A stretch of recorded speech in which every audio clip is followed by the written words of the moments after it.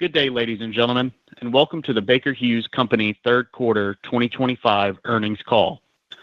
At this time, all participants are in a listen-only mode. Later, we will conduct a question-and-answer session, and instructions will follow at that time. As a reminder, this conference is being recorded. I would now like to introduce your host for today's conference, Mr. Chase Mulvehill, Vice President of Investor Relations. Sir, you may begin. Thank you. Good morning, everyone, and welcome to Baker Hughes' third quarter earnings conference call. Here with me are our Chairman and CEO, Lorenzo Simonelli, and our CFO, Ahmed Moghal.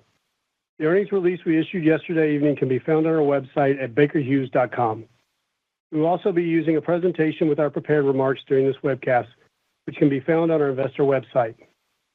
As a reminder, we will provide forward-looking statements during this conference call.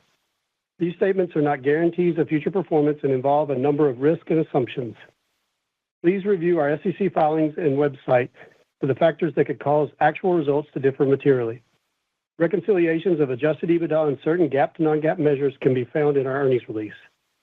With that, I'll turn the call over to Lorenzo. Thank you, Chase. Good morning, everyone, and thanks for joining us.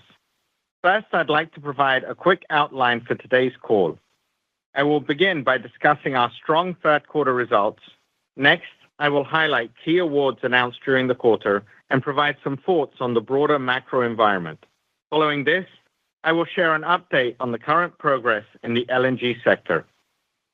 I will then hand it over to Ahmed, who will present an overview of our financial results, followed by an update on our continued focus on portfolio management, including the Chart Industries acquisition. To conclude, I will summarize the main points before we open the line for questions.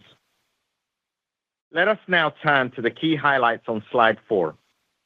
We continue to execute at a high level, delivering another quarter of strong results. Adjusted EBITDA rose to $1.24 billion, above the midpoint of our guidance range. This performance reflects continued momentum from our business system deployment, positive trends in gas technology, and strong outperformance in U.S. land, where our leverage to production is a clear advantage. Oilfield services and equipment margins softened in response to the broader macro environment, while industrial and energy technology reported improved results, contributing to a 20 basis points year-over-year increase in consolidated adjusted EBITDA margins to 17.7%. This margin progression highlights the resilience of our portfolio and the foundation we have built through disciplined execution. Given the strong operational performance year-to-date, we now expect full-year adjusted EBITDA for the total company to exceed $4.7 billion. Turning to orders, IET continues to build strong momentum, achieving $4.1 billion during the quarter, driven by LNG equipment, record Cordant Solutions orders, and ongoing strength in gas infrastructure and power generation. As a result, IET backlog grew 3% sequentially, reaching a new record of $32.1 billion, further reinforcing the durability and visibility of our growth outlook. Through the first 3 quarters, IET orders totaled nearly $11 billion, including $1.6 billion from new energy, already reaching the high end of the $1.4 to $1.6 billion guidance range. With good visibility into fourth quarter awards, we now expect full-year IET orders to exceed our prior midpoint. Looking ahead, we are targeting at least $40 billion of IET orders over the next 3 years. This outlook is supported by the breadth and versatility of our technology portfolio, which continues to generate a robust pipeline across an expanding range of end markets.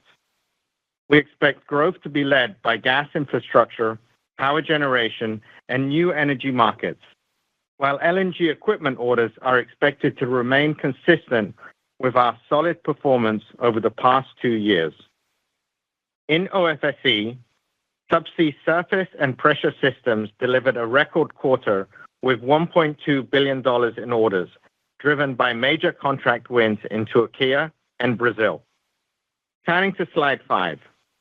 As I highlighted, we made strong progress on IET orders year to date, reflecting continued momentum across LNG, power generation, and new energy markets. With strong visibility into our current pipeline, we expect this strength to carry into 2026.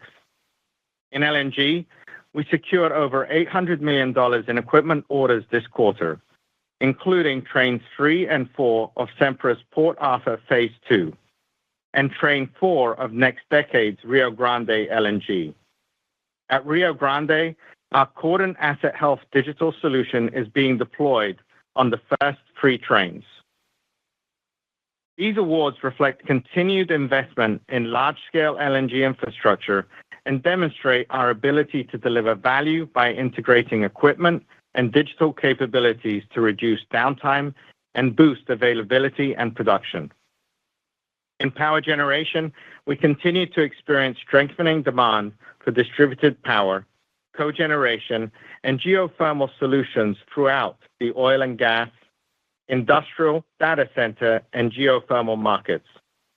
Notably, we secured a significant award from Dynamis for mobile power generation for oil and gas operations in North America, supplying more than 1 gigawatt of aeroderivative gas turbines to meet rising energy needs across upstream and downstream markets.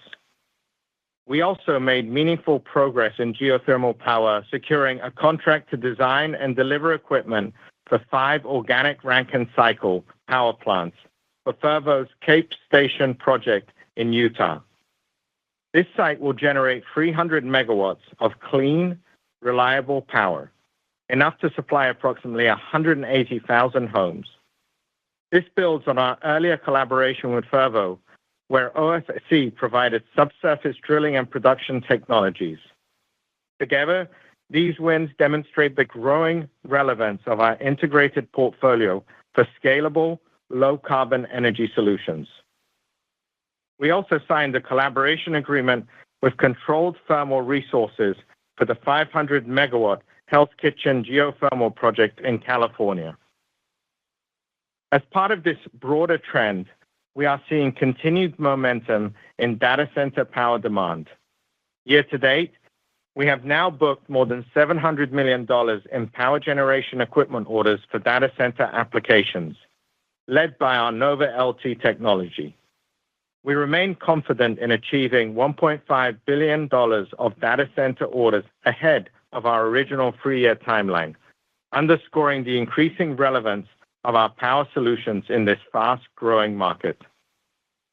On aftermarket services, we secured a long-term service contract with BP for its Tangguh LNG facility in Indonesia and extended our agreement with Pembina Pipeline to support upgrades for the Alliance Pipeline system in North America. These awards reinforce the convertibility of our installed base into aftermarket and service opportunities, reflecting the resilience of our life cycle model. In offshore, a market we continue to see as a compelling long-term growth opportunity, IET secured an award to supply power generation and compression equipment for an FPSO in South America. This award further demonstrates our ability to deliver integrated solutions for critical energy infrastructure. SSPS delivered a record order quarter, driven by a significant award for subsea trees in Turkey. We will supply Turkish Petroleum with integrated subsea production and intelligent completion systems for the 3rd phase of the Zakaria gas field. In offshore Brazil, we also announced a frame agreement with Petrobras for up to 50 subsea trees, marking our return to this subsea tree market following an extended absence. In flexible pipe systems, we booked an additional 66 kilometers of risers and flow lines for hydrocarbon production, CO2 injection, and gas lift, again highlighting our technical leadership in complex offshore developments. We will also provide an all-electric integrated completion systems for the Búzios field in Brazil, enabling more precise subsurface control, increased operational efficiency, and enhanced reliability. Petrobras also extended contracts for our Blue Marlin and Blue Orca stimulation vessels. In Saudi Arabia, we won a major multi-year award from Aramco to expand coil tubing drilling operations, including 6 new units and extensions for 4 existing ones, supporting both re-entry and greenfield projects across the kingdom.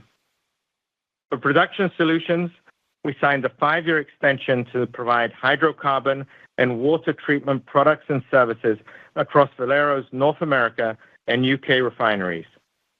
We also continue to see strong demand in Mexico for our downstream chemical solutions as we help Pemex manage crude quality challenges.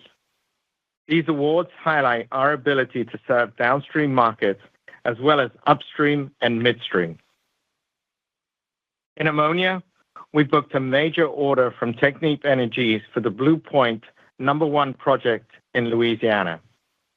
This facility is set to become the world's largest low-carbon ammonia plant with a capacity of 1.4 MTPA. We will supply critical compression equipment for ammonia production and CO2 transportation, along with steam turbines and generators for power solutions. Overall, we continue to see strong momentum across an increasingly diverse opportunity set, supported by the breadth and depth of our technology portfolio. Now turning to the macro on slide 6. The macro environment has remained relatively resilient throughout 2025, despite geopolitical and policy-related headwinds. A key factor contributing to this resilience is the powerful new growth dynamic related to the rapid deployment of generative AI. This wave of investment is unlocking new growth vectors across a wide range of industries and serving as a broad stimulus for the global economy, with recent estimates indicating that AI-driven investments account for approximately 30 to 40% of U.S. GDP growth this year. Globally, McKinsey projects over $1.5 trillion in data center infrastructure investments over the next 3 years, a major opportunity for Baker Hughes. We are seeing a clear acceleration in project activity and commitments from leading AI companies, with our power solutions portfolio well-positioned to meet this demand for resilient, energy-efficient infrastructure. Now turning to oil, the market continues to navigate a range of crosscurrents. On one hand, there are concerns around softer demand and rising OPEC+ production. On the other, persistent geopolitical risks in the Middle East and Russia continue to support commodity prices. Despite the accelerated return of OPEC+ supply, oil prices in the third quarter remain somewhat resilient. While it is possible some OPEC+ nations do not have the capacity to fully meet their production quotas, the near-term potential for oversupply continues to weigh on sentiment, keeping operators cautious amid the risk of short-term pricing pressure. As we shared last quarter, we continue to expect oil-related upstream investment to remain subdued until the market fully absorbs this incremental OPEC+ supply. Against this backdrop, our outlook for 2025 is unchanged, maintaining expectations for a high single-digit decline in global upstream spending.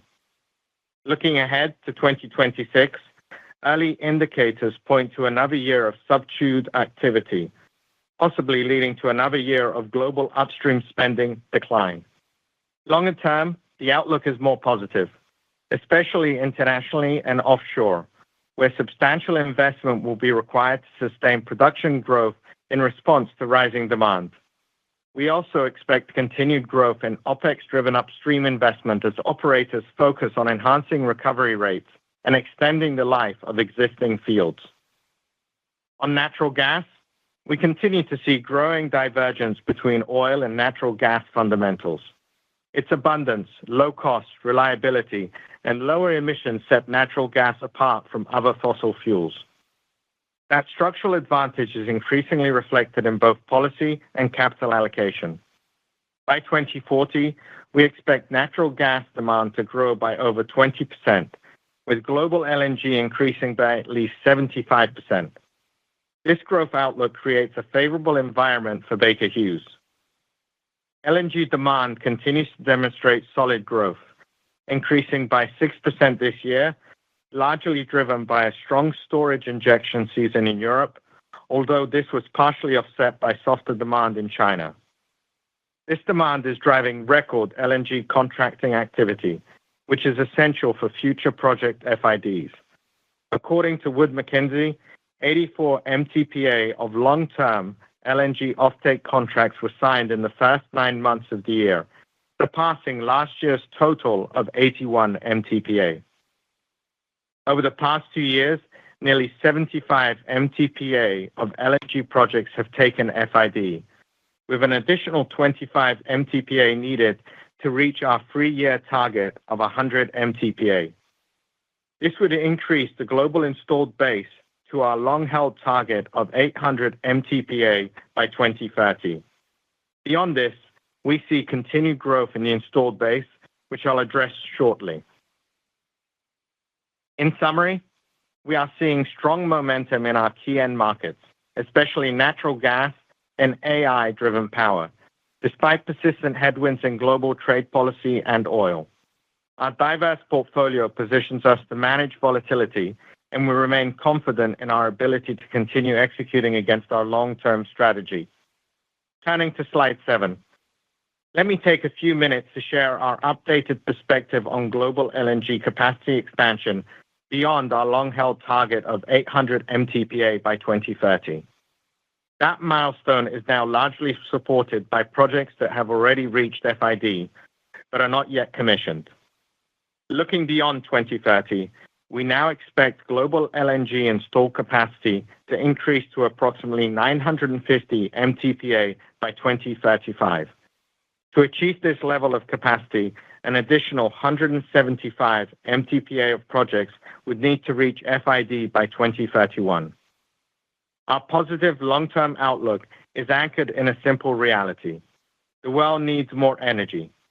This requirement is being amplified by the exponential growth in AI-driven power demand. Natural gas is well suited to meet this demand, offering abundance, affordability, and lower emissions than coal, without the intermittency issues associated with renewable sources. In many emerging markets, natural gas accounts for less than 5% of the power mix, compared to over 40% in the US. This disparity presents substantial potential for natural gas to displace coal and support the transition to a lower carbon economy, especially in regions with high energy requirements that demand reliable and affordable power solutions.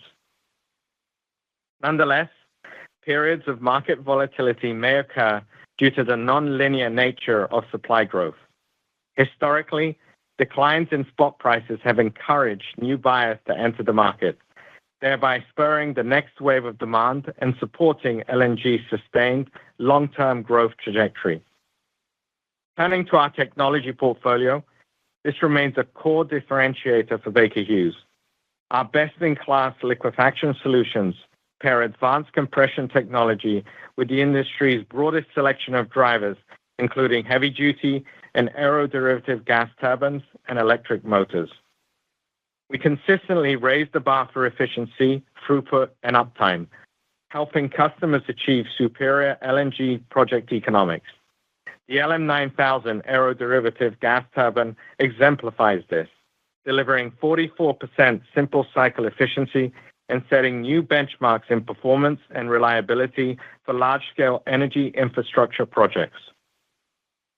We expect that the integration of Chart will further enhance the value we bring to customers, enabling greater optimization across the LNG value chain.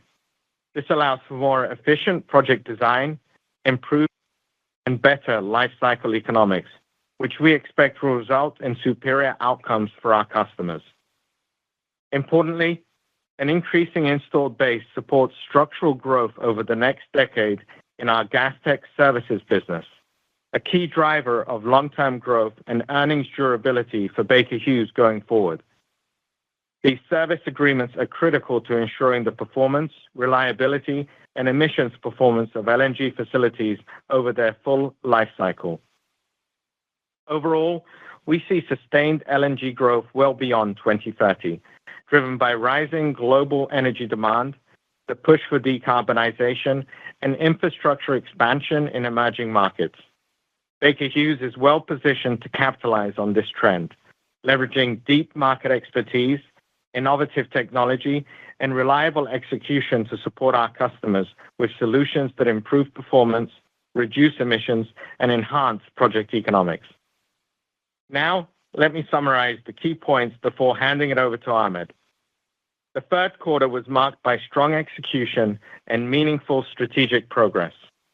Operationally, we continue to perform at a high level. IET delivered another quarter of strong order momentum, further demonstrating the breadth and versatility of our portfolio. At the same time, our business system continues to drive consistent performance across the company. The announced acquisition of Chart represents a significant milestone in our journey to become a leading energy and industrial technology company.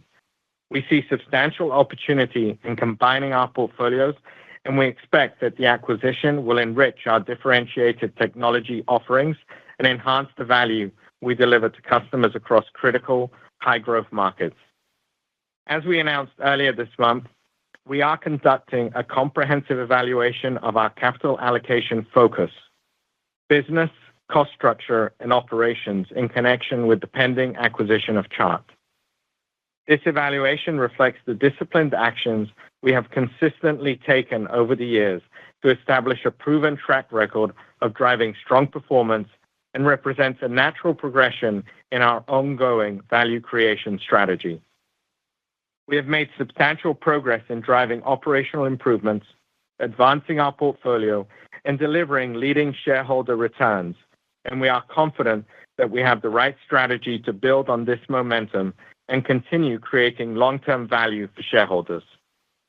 Lastly, I want to take this opportunity to extend my sincere congratulations to Ganesh Ramaswamy as he embarks on his next chapter as a CEO. During the past 3 years, Ganesh has been an exceptional leader at Baker Hughes, successfully implementing our business system and leading the organization with purpose.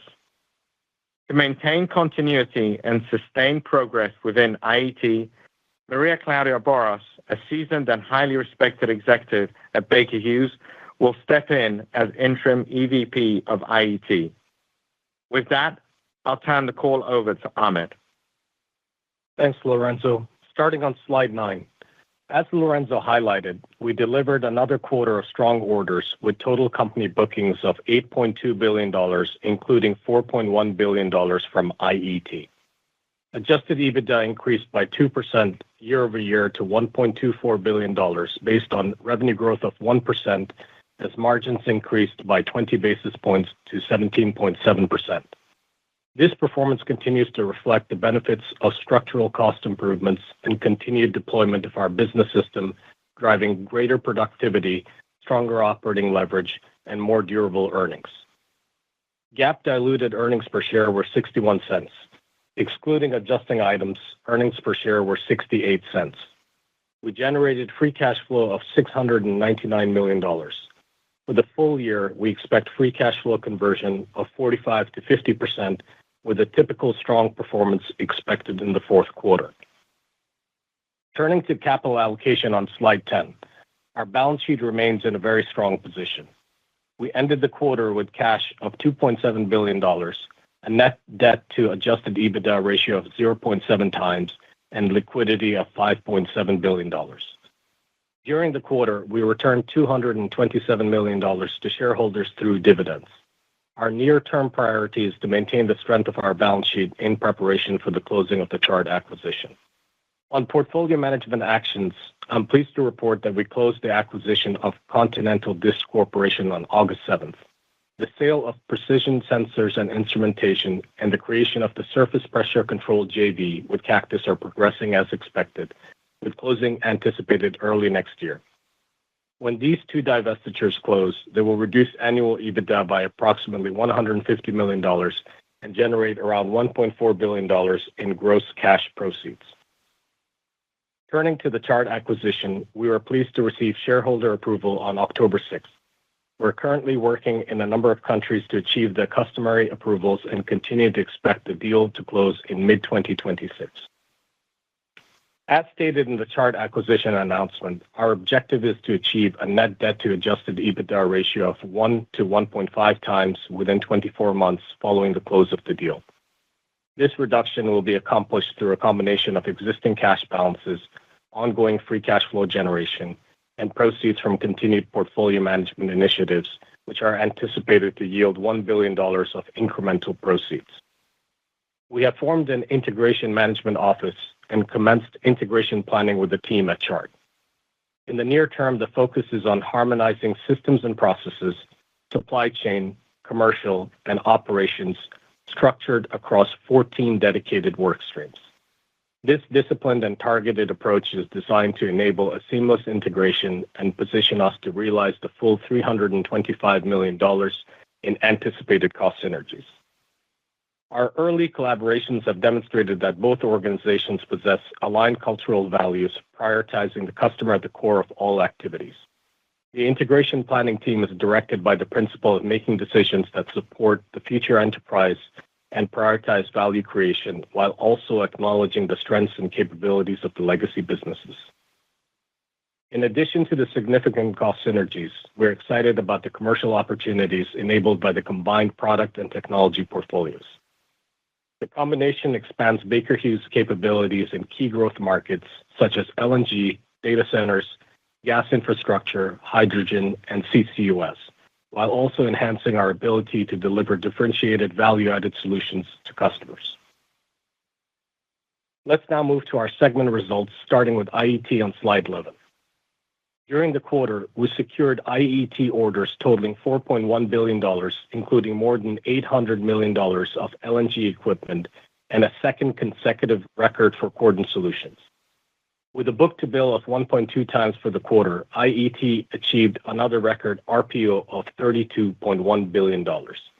This RPO level and a structurally expanding installed base provide strong revenue visibility for 2026 and beyond. IET revenue increased by 15% year-over-year to $3.4 billion, led by double-digit growth in gas technology service, gas technology equipment, and industrial solutions. Segment EBITDA increased 20% year-over-year to $635 million as margins expanded by 90 basis points to 18.8%. This strong performance was led by record GTE margins and the highest Cordon Solution margins in the past 4 years. Turning to OFSE on slide 12. OFSE revenue this quarter was $3.6 billion, up 1% sequentially. Well construction led growth with a 4% increase driven by drilling services. OFSE delivered EBITDA of $671 million, slightly above the guidance midpoint. EBITDA margins declined by 30 basis points sequentially to 18.5% as cost inflation and business mix were largely offset by cost-out initiatives and overall productivity improvements. In international, revenue declined 1% sequentially, where declines in Saudi Arabia, Argentina, and the North Sea were largely offset by growth in Asia-Pacific and Middle East, excluding Saudi Arabia. In the Kingdom, we see the potential for measured rig additions during 2026. In North America, revenue was up 6% sequentially. Onshore revenues increased slightly compared to the second quarter, significantly outperforming the 6% decline in North America land rig activity due to our strong weighting towards production-related businesses. In SSPS, we continue to see positive momentum offshore, where we booked record orders led by significant subsea tree awards in Turkey and Brazil. Moving to slide 13, I want to provide an update on our outlook as well as the ongoing impacts of the trade policy changes. Starting with trade policy, the net tariff impact to EBITDA remained near prior quarter levels. We now project this net impact will be at the low end of our $100 to $200 million range. We continue to execute several mitigation actions to minimize the financial impact, and these measures will continue to play a critical role in managing ongoing exposure. Note that this assumes no further trade policy escalation, including retaliatory tariffs, and continued success of our mitigation actions across both segments. We're also monitoring the evolution of U.S.-China trade policies, particularly with the 90-day pause potentially ending on November 10th. Next, I would like to update you on our outlook. The ranges for revenue, EBITDA, and depreciation and amortization are shown on this slide, and I'll focus on the midpoint of our guidance ranges. For the fourth quarter, we anticipate total company adjusted EBITDA of approximately $1.255 billion, primarily driven by sustained growth and margin expansion within IET. Specifically, IET's fourth quarter performance is expected to reflect ongoing momentum, supported by strong revenue conversion from the segment's record backlog and continuous productivity improvements through our business system. As a result, we project IET EBITDA of $680 million, implying more than 100 basis points of a year-over-year margin increase. For OFSE, we anticipate fourth quarter EBITDA of $650 million. This projection reflects the potential for tempered year-end product sales across offshore and international markets, as well as anticipated E&P budget constraints affecting U.S. land. Now, turning to our full-year guidance.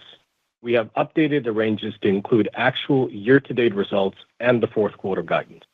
Accordingly, we are raising the midpoint of total company adjusted EBITDA to $4.74 billion. For IET, we're raising the guidance range for both revenue and EBITDA, increasing the midpoint for revenue to $13.05 billion from $12.9 billion, and EBITDA to $2.4 billion from $2.35 billion. Additionally, we're increasing the midpoint of the IET orders guidance range by $500 million to $14 billion, reflecting robust year-to-date results and anticipated incremental LNG and power generation orders in the fourth quarter. The major factors driving our guidance ranges for IET will be the pace of backlog conversion in GTE, the impact of any aeroderivative supply chain tightness in gas technology, foreign exchange rates, and trade policy. For OFSE, we're increasing the midpoint of revenue by $150 million to $14.35 billion and holding the EBITDA midpoint relatively unchanged at $2.62 billion. Factors driving our guidance ranges for OFSE include execution of our SSPS backlog, the impact on near-term activity levels in North America and international markets, trade policy, foreign exchange rates, and pricing across more transactional markets. Looking ahead to 2026, we remain focused on delivering profitable growth alongside continued margin expansion. In IET, we anticipate continued EBITDA growth even with the PSI divestiture taken into account. This positive outlook is supported by record backlog and another year of strong margin improvement. We remain firmly committed to achieving 20% IET margins next year. In OFSE, we expect operator activity to remain subdued throughout much of 2026, suggesting a modest reduction in global upstream spending due to softening oil fundamentals. Taking into consideration the deconsolidation of SPC's results, we anticipate positive SSPS momentum into 2026, driven by strong backlog levels. Against this backdrop, we will continue to prioritize margin resilience and closing the gap with peers. Before turning the call back to Lorenzo, I also wanted to briefly highlight the key financial commitments of our Horizon 2 strategy, which we laid out in September at the Barclays Conference. We are targeting total company margins of 20% by 2028, representing a substantial increase from our 2025 implied margin guidance. Over the next 3 years, we also aim to secure at least $40 billion in IET orders, which highlights our strong market visibility and robust technology portfolio. Lastly, we remain committed to achieving at least 50% free cash flow conversion by 2028. These targets do not factor in the expected accretive benefits from churn. In closing, we're proud of our strong third quarter operational results, which further demonstrate our commitment to delivering long-term value for our shareholders. Looking ahead, we remain focused on driving sustainable improvements in both financial performance and operational efficiency, ensuring that our actions consistently translate into attractive returns and ongoing value creation for our shareholders. With that, I'll turn the call back to Lorenzo. Thank you, Ahmed. Our strong third quarter performance represents clear evidence of the consistent execution and operational discipline embedded across the organization. We have fundamentally changed the way we operate, and today Baker Hughes is in its strongest position since the merger nearly a decade ago. Through Horizon One, we have delivered substantial operational improvement, expanding adjusted EBITDA margins by 320 basis points while achieving tremendous commercial success. Looking ahead to Horizon Two, our focus remains on continued margin expansion, targeting a 20% margin for total company adjusted EBITDA by 2028. As we pursue our Horizon Two targets, it is important to recognize the broader context in which we operate. Baker Hughes sits at the convergence of the energy and industrial ecosystems at a time when their interdependence has never been more critical.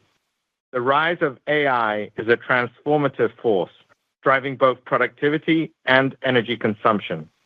Combined with the rising energy demand in emerging economies, this reinforces our conviction that natural gas will play a central role in the global energy mix going forward.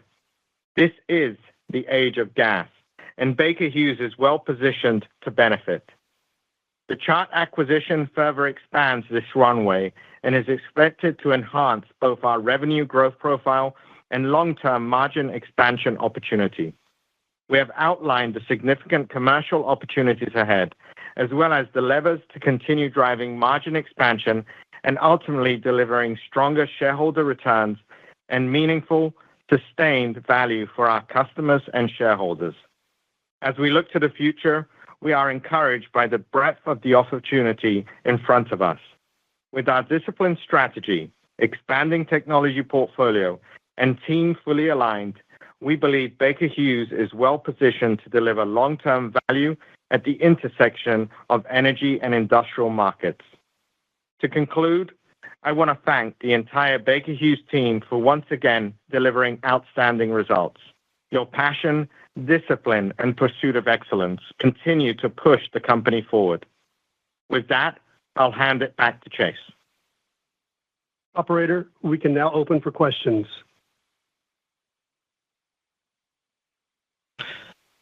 Thank you. We will now begin the question and answer session. We ask that you please limit yourself to one question. If you'd like to queue for a question, please press star, then the number one on your telephone keypad. If at any time you would like to withdraw your question, please press star one again. Thank you. Our first question comes from David Anderson from Barclays. Your line is open. Thank you. Good morning, Lorenzo. How are you? Hi, Dave. Good.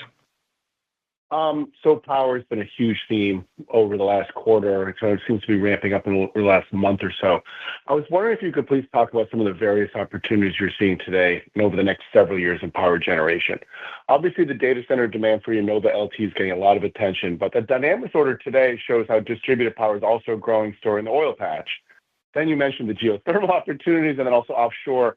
I was wondering if you could kind of put that all together for us and talk about kind of the size and the duration of these opportunities, but also what else is out there in terms of end markets for power generation. Thank you. Yeah, Dave, definitely. And it's an exciting time when you think about power generation at the broad side of what's happening in the world. And really, it's demand growth across power generation solutions. And it's definitely beyond just the Nova LTs for data center applications.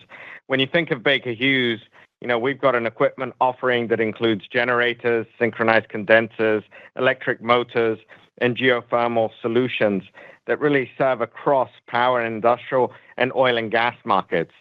And in addition, obviously, we've got the aeroderivatives and heavy-duty gas turbines that are available for the oil and gas power applications. And as you mentioned, we booked a significant order from Dynamis this quarter. So if you think about this award and this quarter, we booked $800 million of power generation related orders this quarter. And looking ahead, the pipeline's very strong. And I think it's important to note that it's not just data center, but it's really across oil and gas and industrial markets. And when you think about it, it's accelerating across the oil and gas sector. When you look at some of the basins, specifically U.S. shale basins, electrification, grid constraints are driving a steep change in the need for distributed power demand. And you saw that example by the Dynamis Award. And we see that continuing also in the downstream markets. And as you look at data centers, we continue to see strong momentum. Year to date, we've booked approximately 1.2 gigawatts of data center power solutions. We remain confident that we'll achieve the $1.5 billion of data center orders ahead of the original 3-year timeline that we mentioned. And you mentioned it as well, geothermal power generation, and very pleased with the relationship that we have with Fervo and others, and the award for the organic Rankine cycle that we announced, 300 megawatts of power, and that's enough to power 180,000 homes. And as we look forward, there's continued opportunities as well with our OFSE business and the relationship we have with Fervo on the subsurface drilling, production technologies, Gaffney Klein, and really an integrated solution that we can offer that leverages both OFSE and IET capabilities. So as we think about it, in summary, there's going to be strong performance going forward on the IET side as well as the integrated solutions. The power generation business is going to be continuing to be a key contributor and really allows us to show the diversification of the solutions that we have across the total portfolio. And importantly, this continues to expand our installed base. And as you know, that turns into services business and calories as well, with a long margin durability and reoccurring revenue for Baker Hughes going forward. So exciting times as the world continues to need more energy. Appreciate it. Thank you, Lorenzo. Our next question comes from the line of Arun Jayaram from JP Morgan. Your line is open. Yeah, good morning. Morning, Arun. Morning. Yeah. My question is, wondering if you could talk a little bit about some of the key financial targets in Horizon 2 and kind of give us, Lorenzo, Ahmed, some of the building blocks you see that are necessary to get to the 20% corporate adjusted EBITDA target by 2028, and maybe some thoughts on achieving $40 billion of IET orders over this time horizon. Yeah, sure, Arun. And let me start off with maybe the order side of the $40 billion, and then I'll pass it over to Ahmed, and he can cover the margin progression. And as you highlighted, we're on pace to, again, book just over $40 billion of IET orders during Horizon 1. And we're extremely confident in our ability to deliver at least that level over Horizon 2, which is what we stated as the goal going forward out to 2028. And importantly, it's you got to remember that does not include the Chart acquisition, obviously, at this stage. And what's giving us confidence is really strong visibility to the project activity, the pipeline that we see, and the versatile technology portfolio we have across multiple areas of LNG, power generation, industrial, and new energy. So if you take them, one by one, if you think about LNG, we estimate 25 MTPA of FIDs that are going to take place during the course of the next 15 months to really reach our 3-year target of 100 MTPA. And that will take us to the 800 MTPA by that we announced for 2030. And then as we look going forward, there's going to be more FIDs taking place. And as you saw from the prepared remarks, installed capacity rising to 950 MTPA by 2035. And so as we look at the LNG space, continued order momentum going out in the next few years. And that provides with it also the opportunity for strong upgrades and service activity across our installed base as well. You look at gas infrastructure, again, durable, long cycle opportunities. As you think about natural gas and you think about gas being a prominent energy mix in the future, you're going to need more gas infrastructure as you think about the elements of being able to get the gas from out of the ground and the compression and the pipelines. we see a growing opportunity for that gas infrastructure going forward.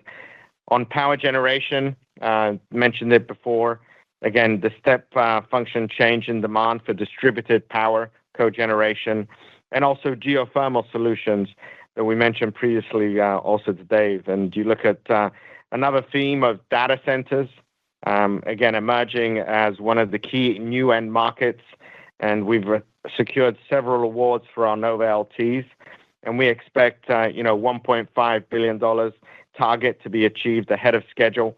And let's not forget new energy. And as you look at this year already, we've booked $1.6 billion of orders already at the high end of our 2025 guidance, and we expect this momentum to continue across hydrogen, geothermal, and carbon capture and sequestration going forward. And lastly, digital.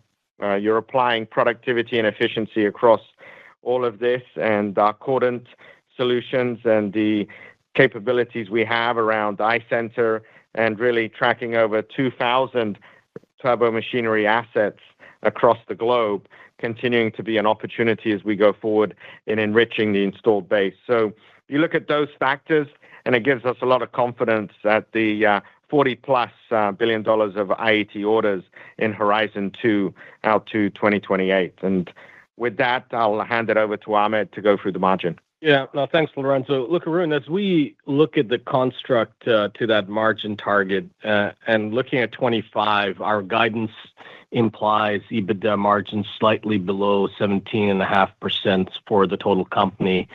So total, 20% company margins represents about 250 basis points of margin improvement over those next 3 years. So just as a reminder, that 20% margin target does not include the expected accretion from the pending Chart acquisition.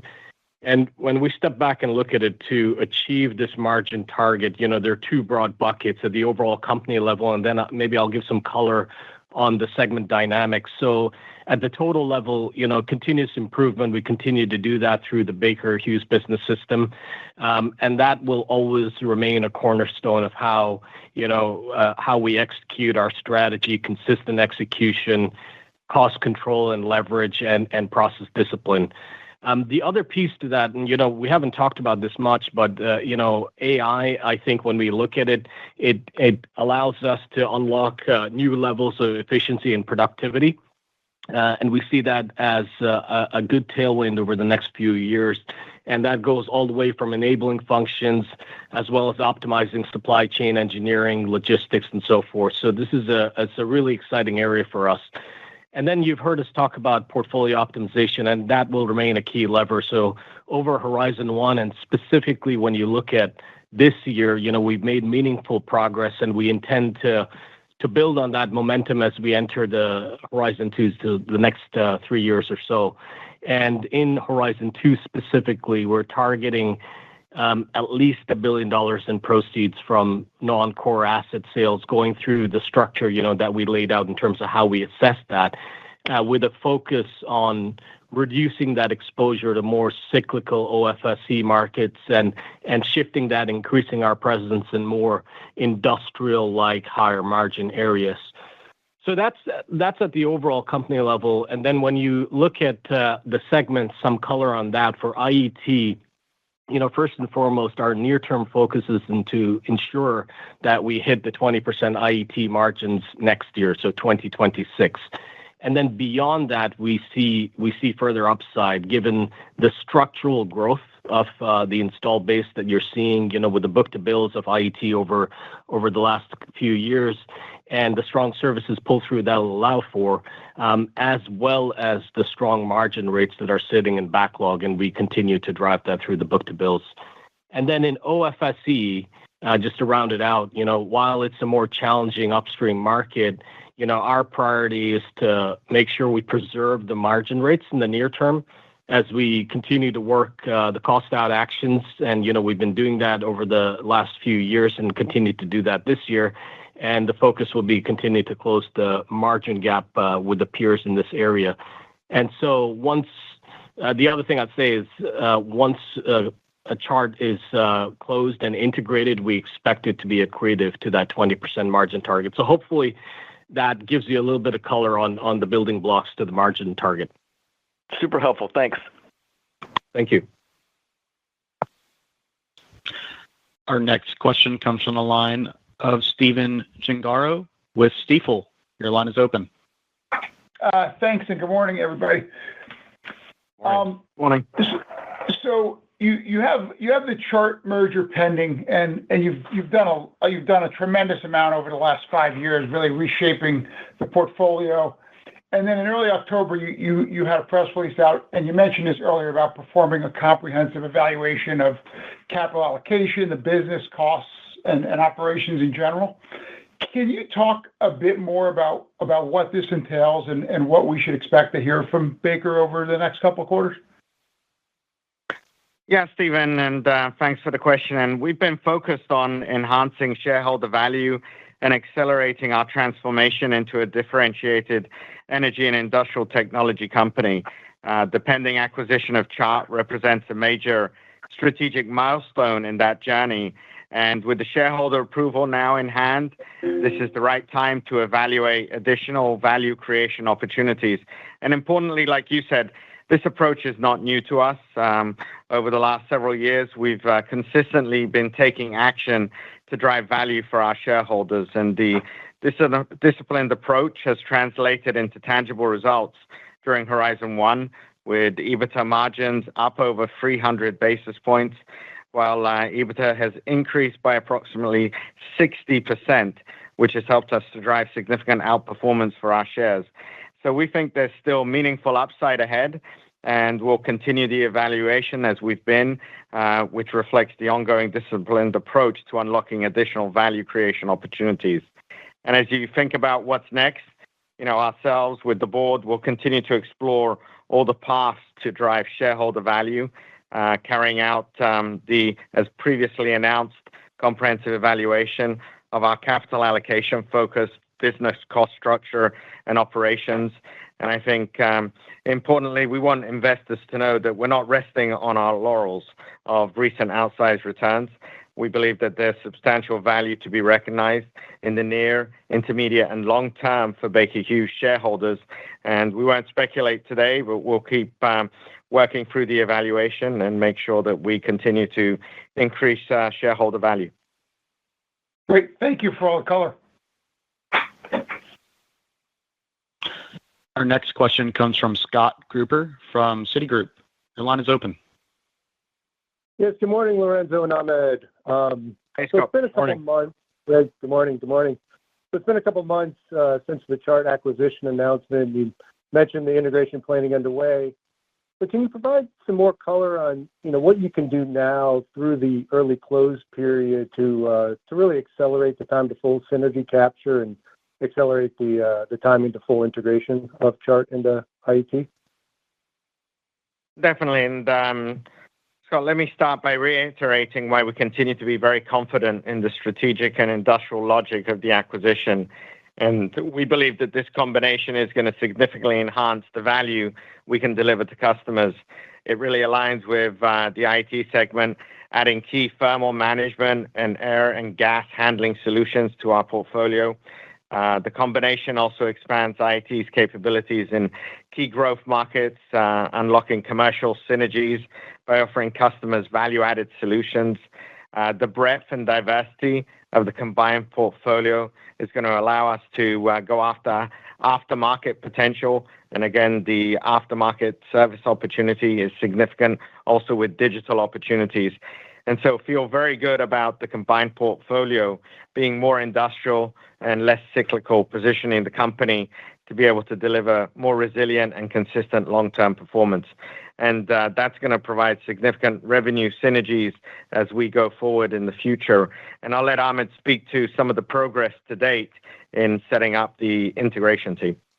Yeah, Scott, as we look at the integration itself, the focus is, as you said, is really the progress we can make before deal close. So we formed the integration management offices, and the teams, have a very strong operating rhythm. What we've seen very clearly are the cultures are very closely aligned. customer at the core of all activities, which allows us to really drive some of that commercial synergy work. So in the near term, across those 14 work streams that are, dedicated individuals across the board, they're focused on systems integration, architecture, all sorts of systems, supply chain, commercial, go-to-market, and operations. So a lot of work there. And as we progress, we're keeping a very clean sort of view on that swift integration and making sure that we can realize the full $325 million in anticipated cost synergies. And just as a reminder, for the integration itself, it's now going to be led by Jim Apostolides, who's our Chief Infrastructure and Performance Officer, and he's got 25 years of operational and multi-industry leadership experience, and then specifically when it comes to integration work, at both GE prior to Baker Hughes and at Baker Hughes, he's led many complex projects in the past and led those post-acquisition leadership teams. And so, as an example, the GE separation across the enterprise that he was involved in. So he's been already working closely with the integration team, given that many of the areas in the interim are, of course, focused on areas that fall under his supply chain scope. So we're really pleased on the momentum we're driving there. And with respect to timing, obviously we mentioned the shareholder vote and the approval from Chart shareholders, and we remain focused on all customary approvals that are in the queue now. So from a timing perspective, we feel good about expecting to close the deal in mid-2026. Great. I appreciate the color. Thank you. Thanks. Our next question comes from the line of James West with Melius Research. Your line is open. Hey, good morning, Lorenzo and Ahmed. Good morning, James. So wanted to dig in on the OFSE business and particularly the margin, because you guys significantly outperformed the peer group on the third quarter. You've given guidance for 4Q for a little bit more degradation, but not a lot, which is differentiated. And so I'd love to hear about the moving pieces on the margin, what you're doing to kind of address and kind of maintain that high margin rate. And if you could also expand on maybe next year as you think about, you've given kind of your guidance on what you think exploration and production spending will be for next year, down slightly. What do you expect for the margin to do in that segment as we go through the year?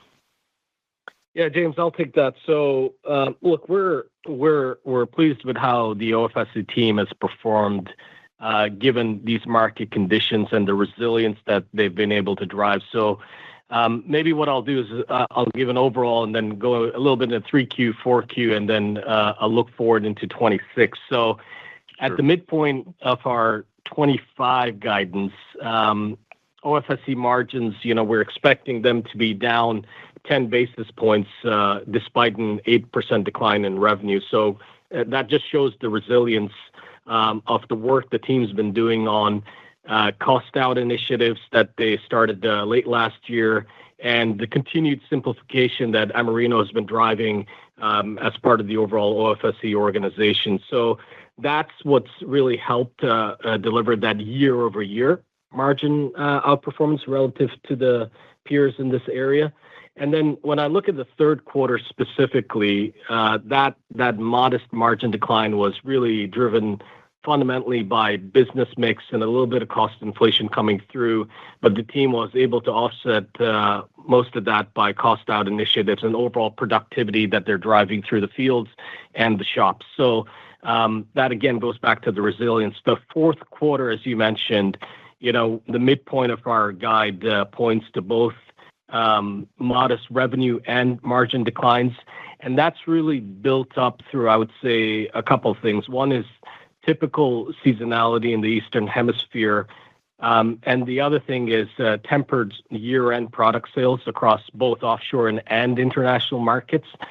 And then lastly, what we see as some E&P budget constraints affecting U.S. land specifically.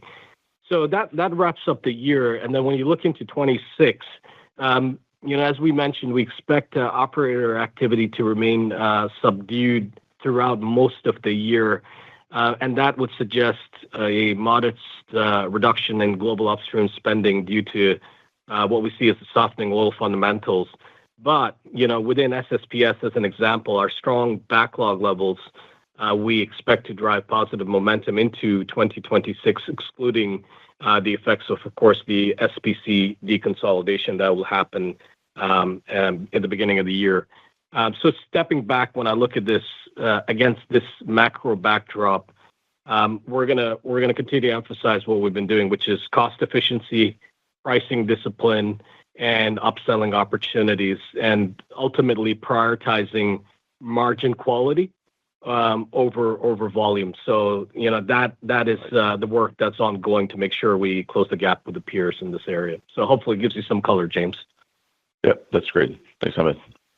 Thank you. Our next question comes from the line from Marc Bianchi with TD Cowen. Your line is open.